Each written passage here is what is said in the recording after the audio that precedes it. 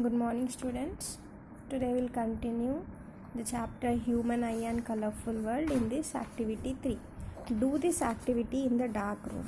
Take a prism and place it on the table near a vertical white wall. Take a thin wooden plank, make a small hole in it and fix it vertically on the table. Place the prism between the wooden plank and place a white light source behind the hole of wooden plank. Switch on the light. The rays coming out of the hole of plank become a narrow beam of light. Adjust the height of a prism such that the light falls on one of the lateral surfaces. Observe the changes in enlarged rays of prism. Adjust the prism by slightly rotating it till you get an image on the wall. What do you observe on the wall? Could you get a colored image on the wall? Why does white light split into colors? What colors do you see? Can you notice any changes in the angle of deviation of each color? Which color has the minimum deviation? For these questions, we'll see the answers.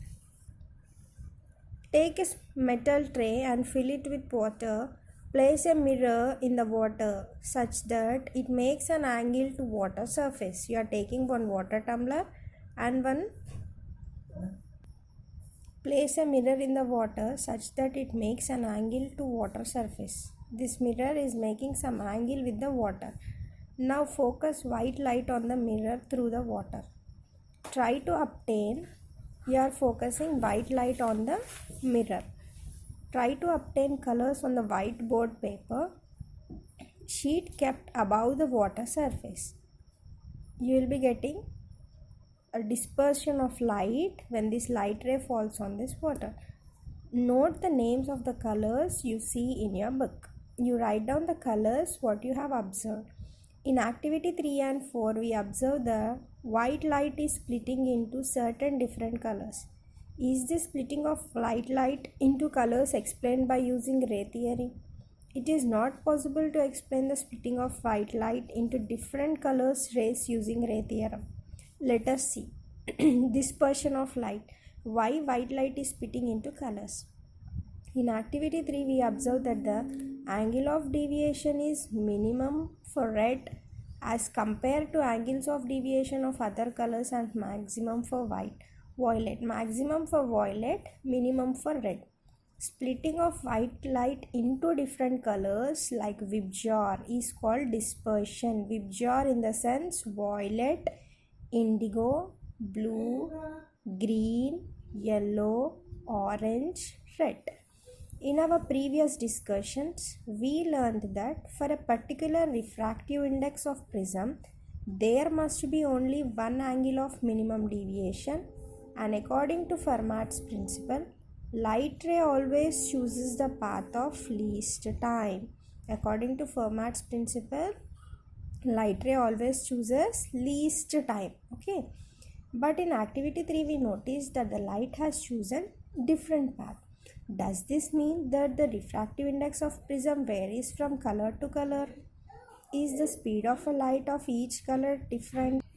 The situation we witnessed in activities 3 and 4 rule out ray theory of light. We can consider that white light is a collection of waves with different wavelengths. Violet color is known to have the shortest wavelength, while red of the longest wavelength. Violet ray is known as shortest wavelength. It is having shortest wavelength, whereas red ray is having longest wavelength. Okay. The reason lies in fact that while the speed of light is constant in vacuum for all colors, it depends on the wavelength of light when it passes through a medium.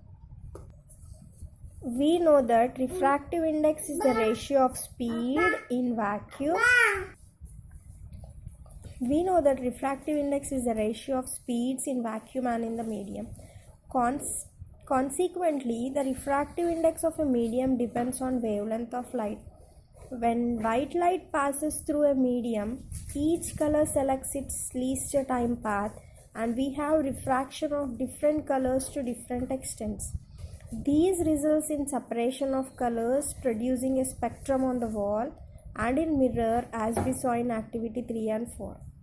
It has been experimentally found that refractive index decreases with an increase in wavelength. When wavelength is increased, refractive index is decreased. If we compare the wavelength of 7 colors in VIBGYOR, red color has longest wavelength and violet has the shortest wavelength. The refractive index of red is low, hence it suffers low deviation. We notice that when white light passes through a prism, it splits into 7 colors. Let us assume that you have sent a single color ray through the prism. Does it split into more colors? Why? We know that the frequency of light is the property of the source and it is equal to number of waves leaving the source per second. This cannot be changed by any medium. Hence, frequency does not change due to refraction. Thus, colored light passing through any transparent medium retains its color. While refraction occurs at an interface, the number of waves that are incident on the interface is second must be equal to number of waves passing through any point taken in other medium. This means that the frequency of light wave remains unaltered, while its wavelength changes depending on the medium through which it passes. We know that the relation between the speed of wave, wavelength and frequency is mu is equal to nu lambda. Frequency is denoted by nu. For refraction at any interface, V is proportional to lambda. Speed of wave increases with increase in wavelength of light and vice versa. If speed is increased, wavelength also increases. If wavelength increases, speed also increases. Okay, this is your dispersion of light.